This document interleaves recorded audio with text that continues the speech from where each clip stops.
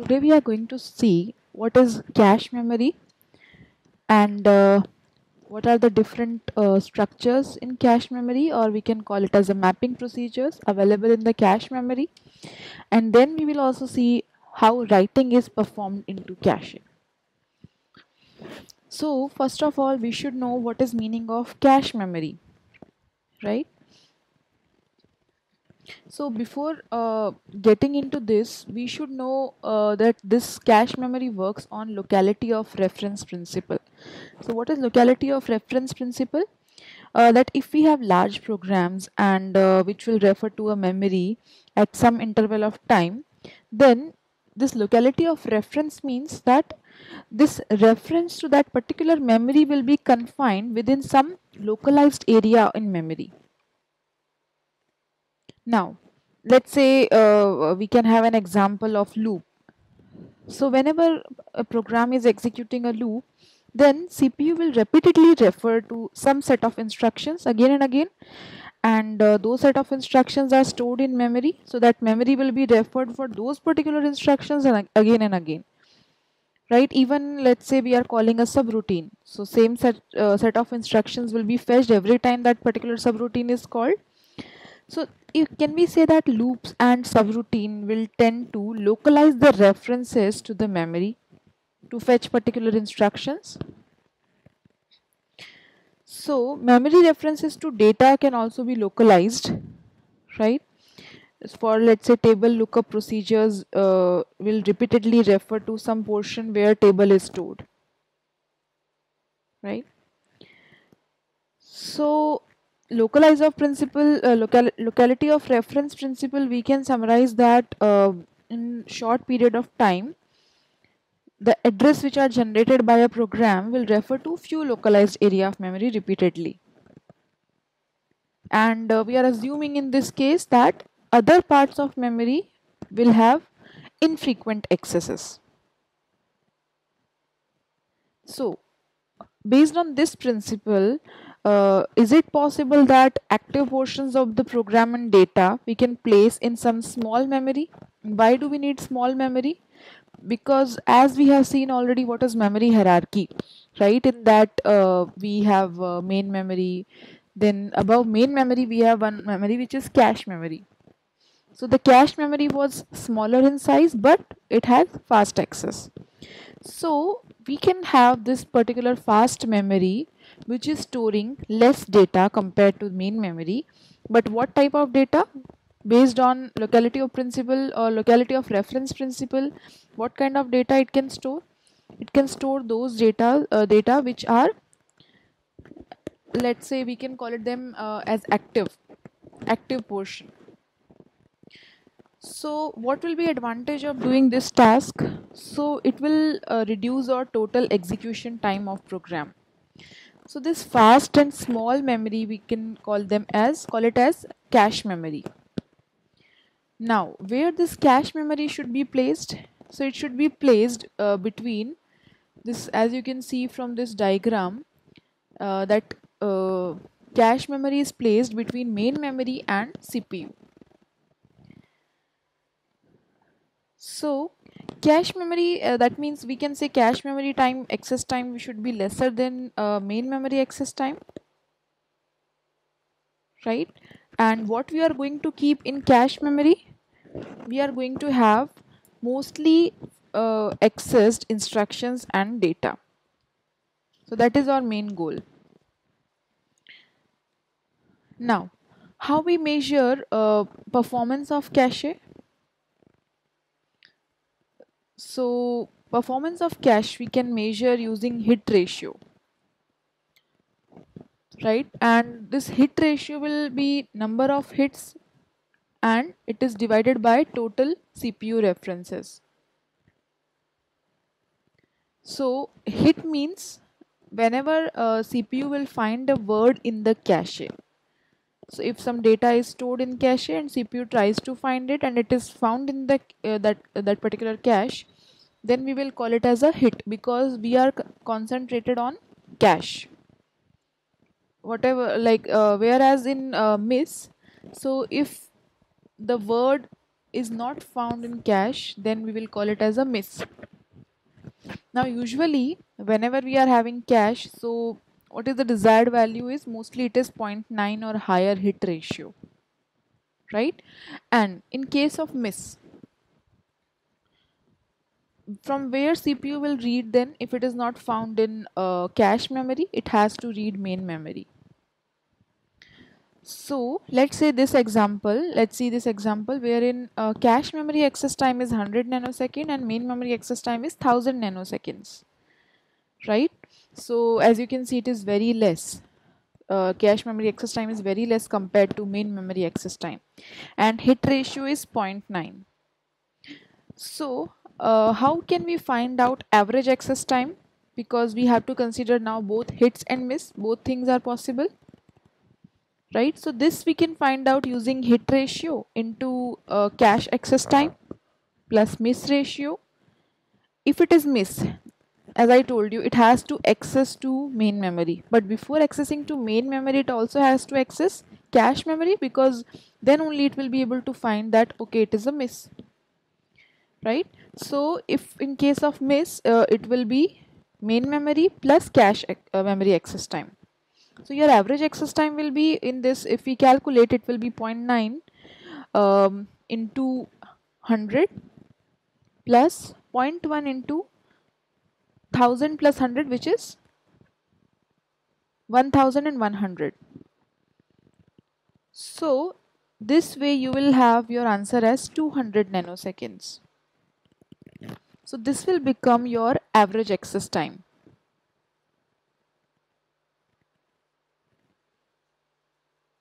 Now 200 is quite lesser than this 100, right?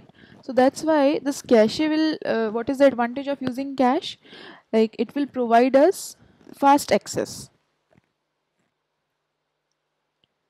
Now as we can see, like the cache size, it may be, let's assume over here, it may be 256k byte or 512k byte. Then we will try to see what are the mappings. So there are three types of mapping method which we are going to see, which is associative, direct and set associative mapping. Then replacement algorithms are LRU, LFU and FIFO. And as I told you, we are going to see writing into cache. So it may be two types of writing, which is write through and write back. So first let us try to see mapping procedures. Because now, like, why do we need this kind of mapping procedure? Because the ultimate goal of this cache was to have fast access time, so searching should be very quick. And transformation of the data from main memory to cache memory, that is called as mapping procedure. So as I told you already, there are three types of mapping, right? But before that, let us see for all these mappings, we are going to see the common example, which is the sizes of main memory and cache memory. We will see as common, which is main memory is 32k cross 12, wherein cache memory is 512 into 12, right? So if we see, there are cache memory. So if we consider cache memory, 512 cross 12, right? So it means we have 12-bit word, wherein address will be of 9 bits. Okay, if we consider this main memory, then there will be 15-bit address line and 12-bit for data. Now there are two scenarios, as we know, hit and miss. So hit will be when CPU will accept 12-bit from which place? From cache memory itself, because initially it will try to search for cache only. If it is found, it will be termed as hit. If it is miss, then CPU will read the data from main memory. Now what is another thing is, as we were focusing on locality of reference, so what will happen in if it is miss, then we need to write that data which is not found in cache again to cache memory, right? So CPU will read the data from main memory, but this data should be written into cache. Why it should be written? Because we are assuming that, okay, based on locality of reference, if it is referred now, it will be referred in near future also. So we don't want more misses, right? That's why this data should be written again into cache. So now let's see the first one, which is associative mapping.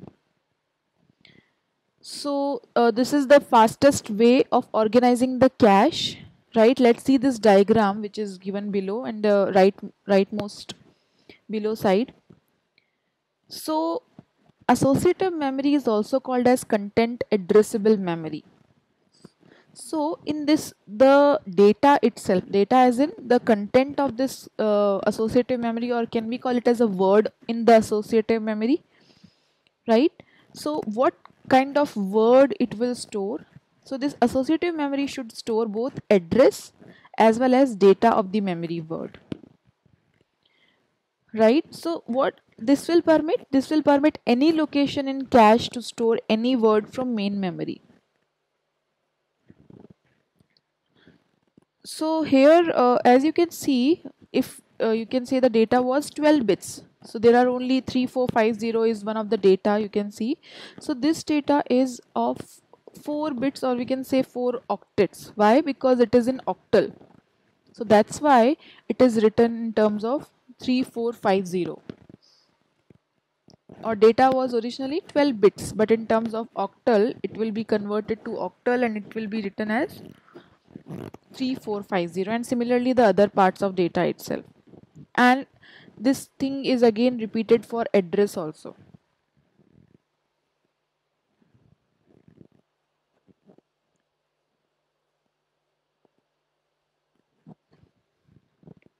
Now the CPU address will be of 15 bits, right? And this is, so there will be two parts which are address and data. So this 15-bit address of the CPU should be placed in argument register, and then this associative memory should be searched. So you can say that if this kind of data is stored, I mean address and data portion or address and data pair is stored in the associative memory, then how it is faster? So it provides you parallel searching. So whenever some matching is to be performed, it will be searched parallelly through its data. I mean through its data inside this associative memory, which is your address. Okay. So this will be searched from the address which is stored inside the associative memory word. If address is found, then corresponding 12 bits will be read and it will be sent to CPU. If there is no match, then we have to access main memory,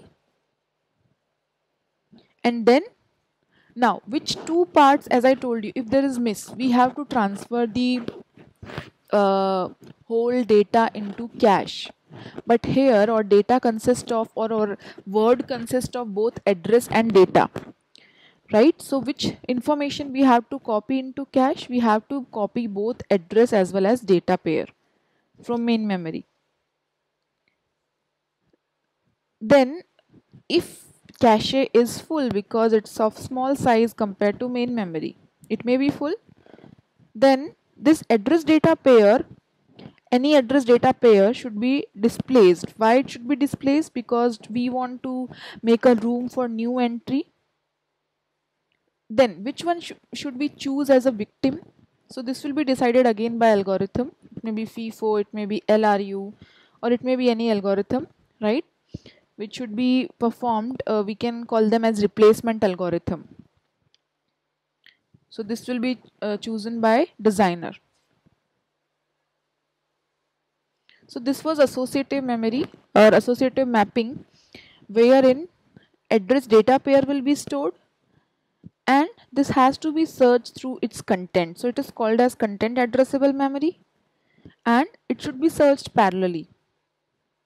And we are not searching it through its index. as we do usually, we'll be searching it through the word which is stored inside this. In that word also we have to search using the address. But what is the problem with associative memory? It will be expensive. So we required a method which is less costly than the associative mapping. So that's why the second mapping method was introduced, which was direct mapping.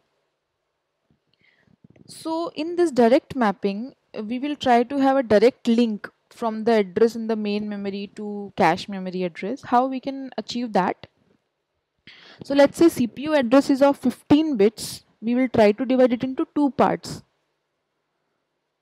Okay, in this, from these two parts, the line least significant bits will be index field, and there will be tag. So this tag will be of 6 bits. So as you can see from this figure, so as I told you, we have to divide our main memory address, sorry, CPU address into two parts, which is of 6 bits for tag and 9 bits for index. So how many bits, how we are deciding the bits in the index field? So we need to choose the number of index bits equal to the number of address bits required to access the cache.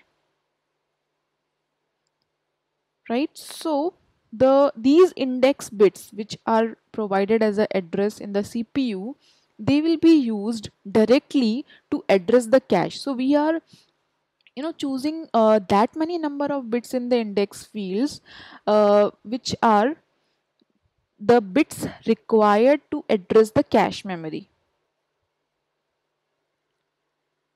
So which is over here, as you know, like the cache organization is 512 cross 12. So 512 means we require 9 bits for addressing the cache. So that's why this index field will also have 9 bits.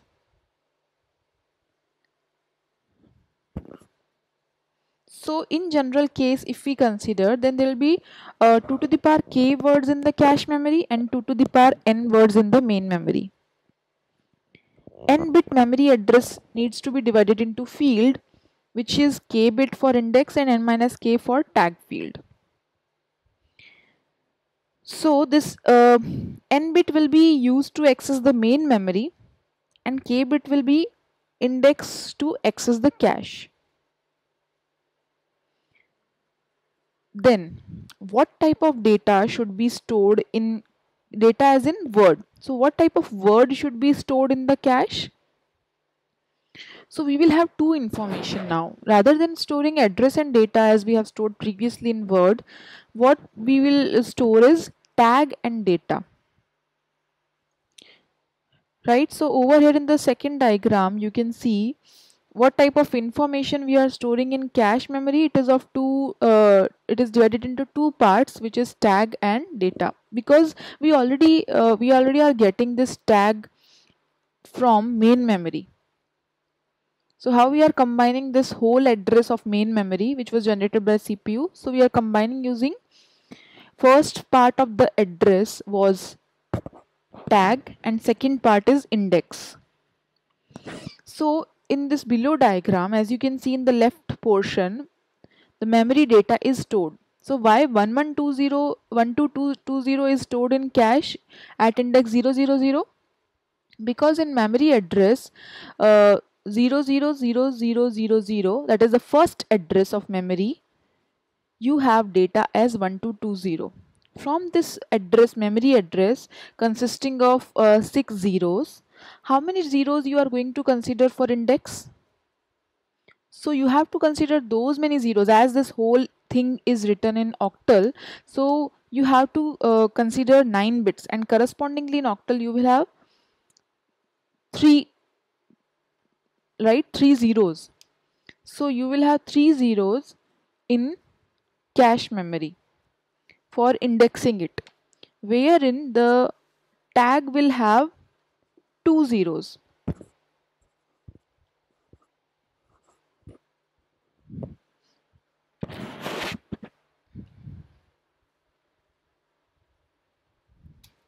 Now this memory address is converted. Now we have performed a mapping from memory to cache.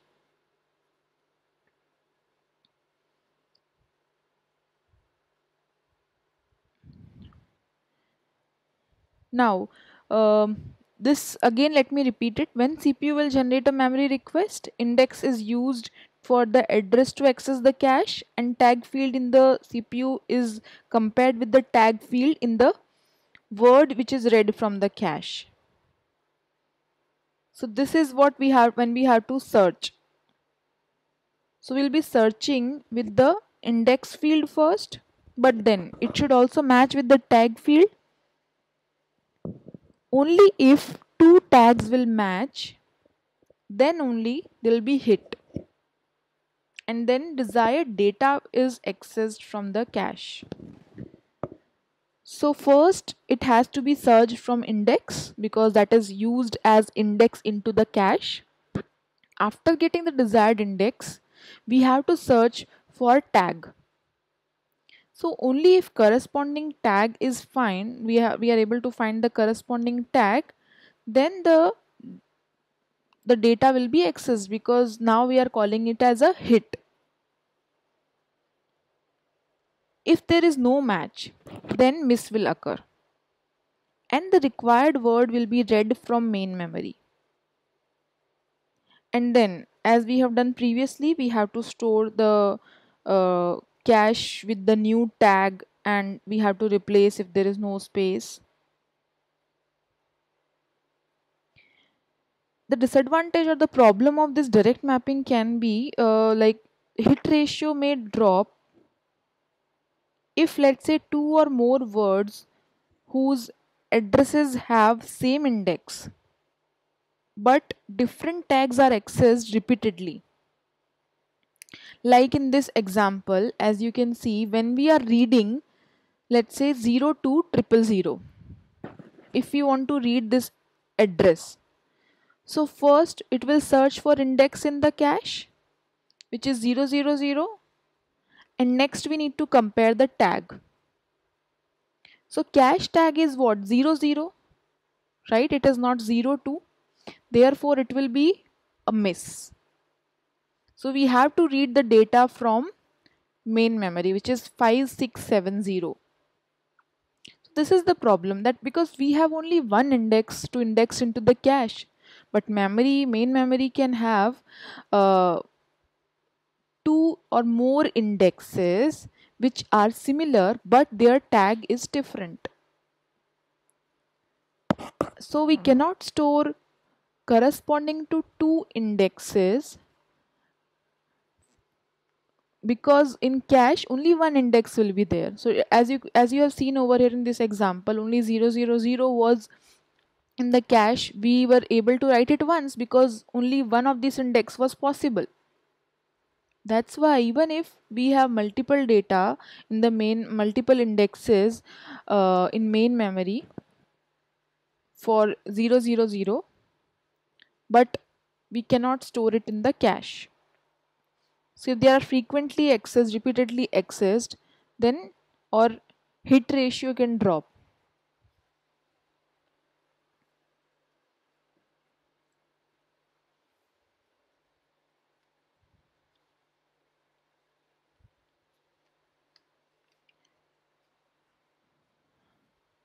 Now we can have other type of direct mapping.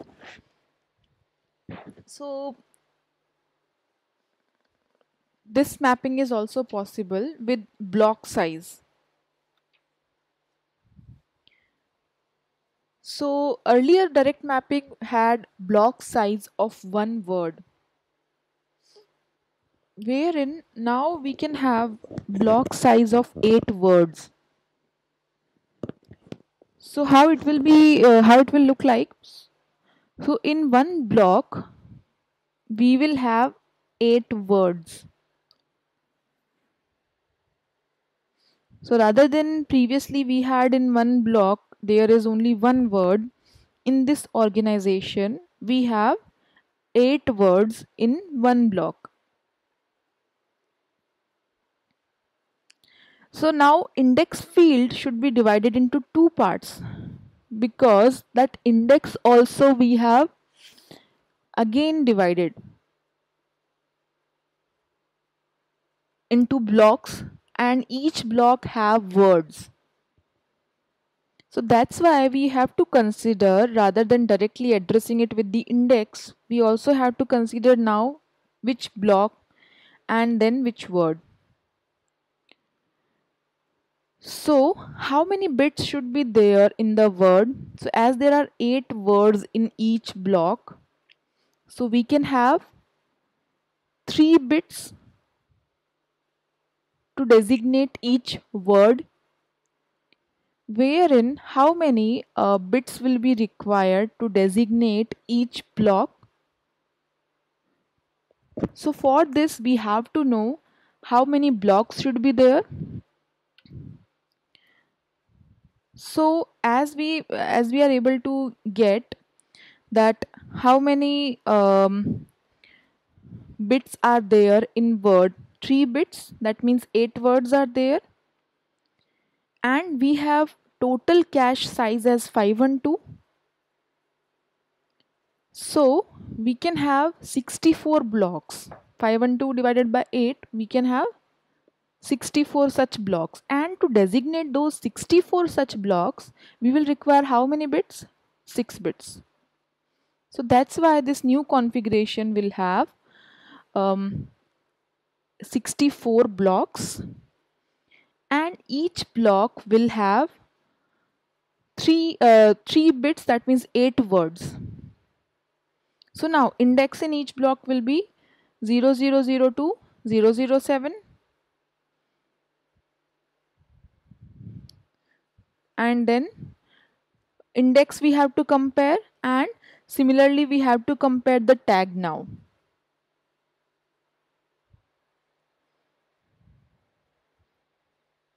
So every time when the miss will occur, what we have to do? We have to keep the entire block of 8 words, and that we have to transfer from main memory to cache memory. But what is the advantage of doing this? Because we can say that if we have to copy whole block from main memory to cache memory, then it may take extra time. So what can be advantage in this?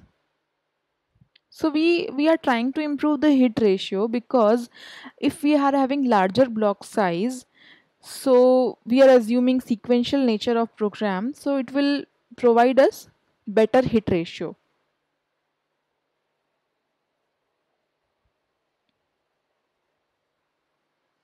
So this was the direct mapping. In this we have considered two types of scenarios. One of the scenario was we had only one word in a block, and then our address was divided into two part. Memory address was divided into two parts, which is tag and index field. And how many number of bits should be there in index field? The bits which are used to refer to the cache memory. Then the word which is stored in the cache is in the form of tag as well as the data. But how it is searched? It is searched from the index portion. Means like our usual table which is having index and some word.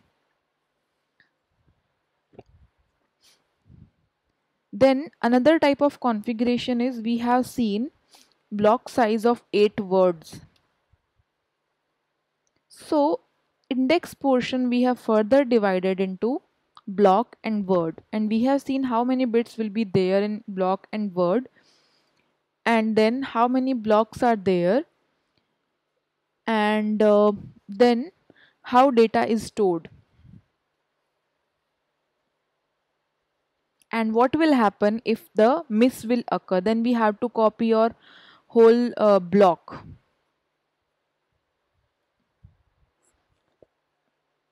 So this was direct mapping. So we have seen disadvantage of this direct mapping if same index but different tag values, they cannot reside in the cache at the same time, right? So what they have thought is we can have multiple values inside the same index, because we wanted that only. That was our original problem, that at same index we cannot have multiple tags.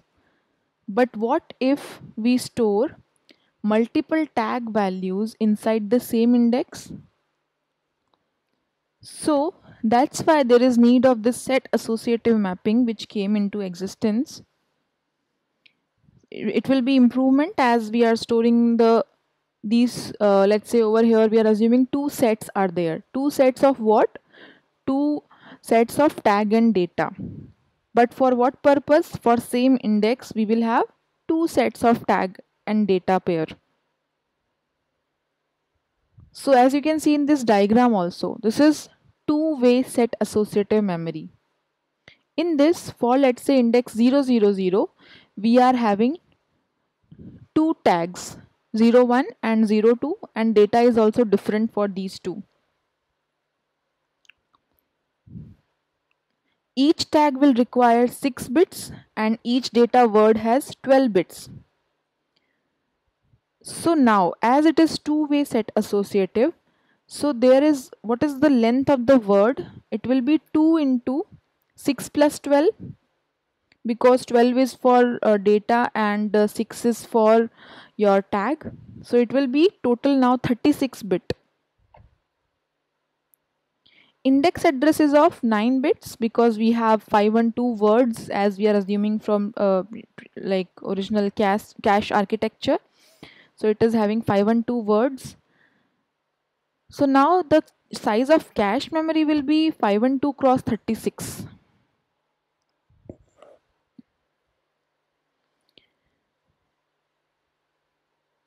The words stored in address now 0100 and 0200 of main memory, they are stored in the cache memory at index address 000.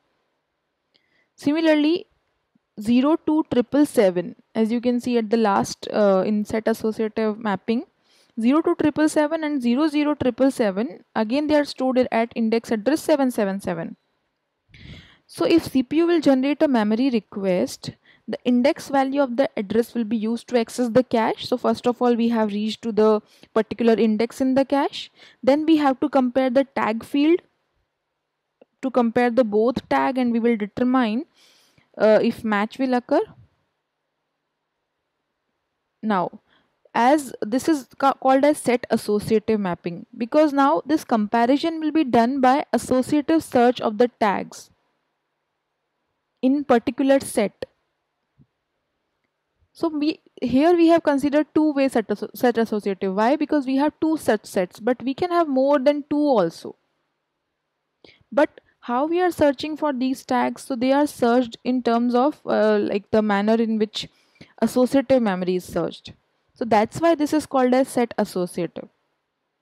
Now the problem in direct mapping was hit ratio was reducing because of this, because we were not able to store at the same index the data with the two different tags. But here we are able to store it, so hit ratio should improve. And if we increase the set size, then it will like we are assuming that it will improve much more, because we can accommodate more words with different tags. But then it will also, obviously it is like no free lunch theory. If we are increasing the number of sets, it will increase in the set size the number of bits of the words in the cache, because here we have seen if we are storing two sets, it is now 36 bits, right? So word number of bits in the words of the cache will increase.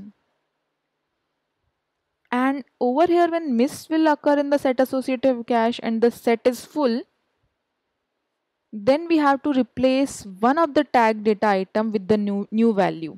And we can use any of these algorithms which are replacement algorithms.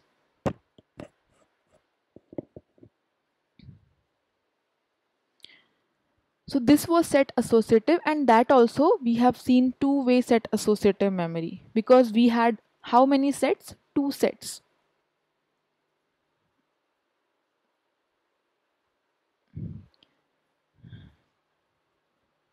Now a replacement algorithm. When we need this replacement algorithm, we have already seen that, right?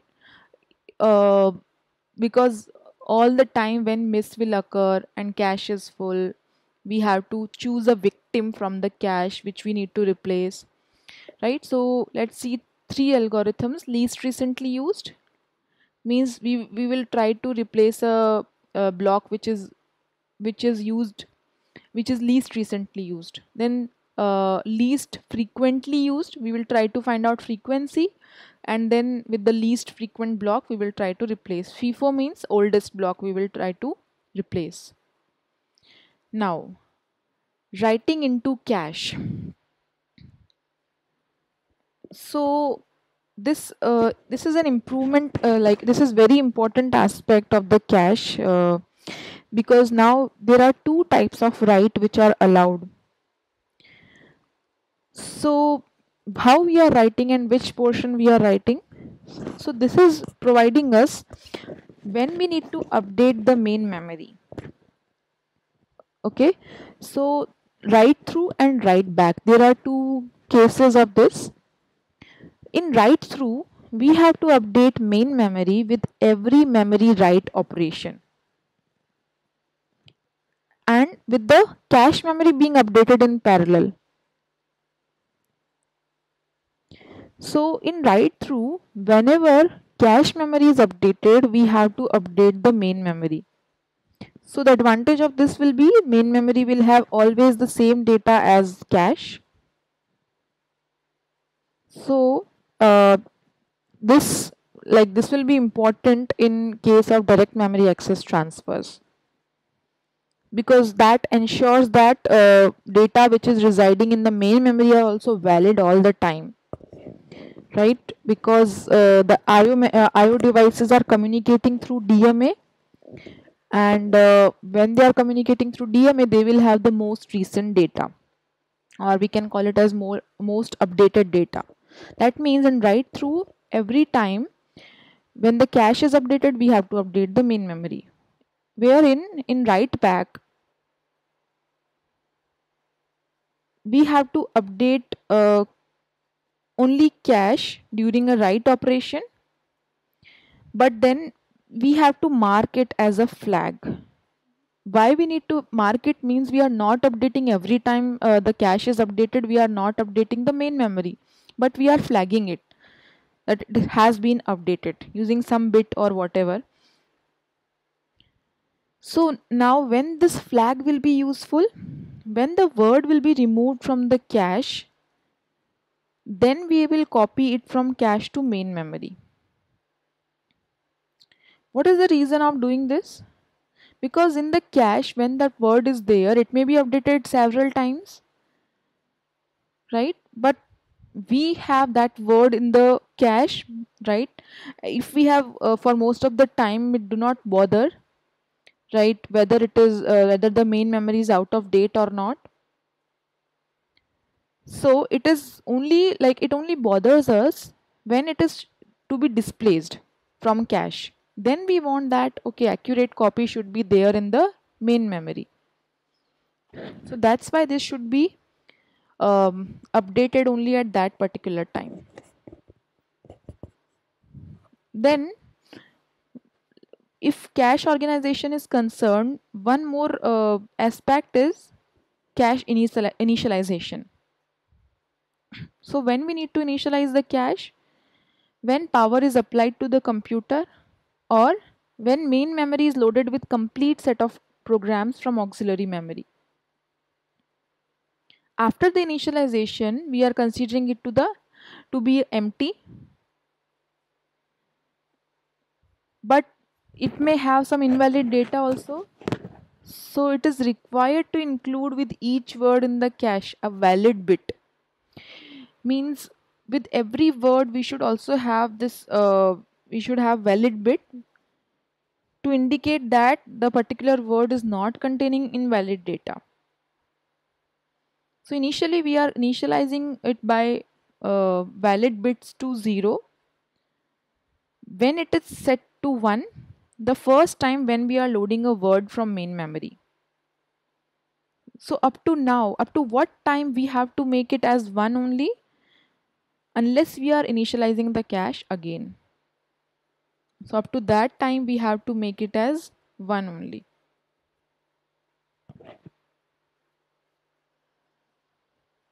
Okay, so that's it for cache memory.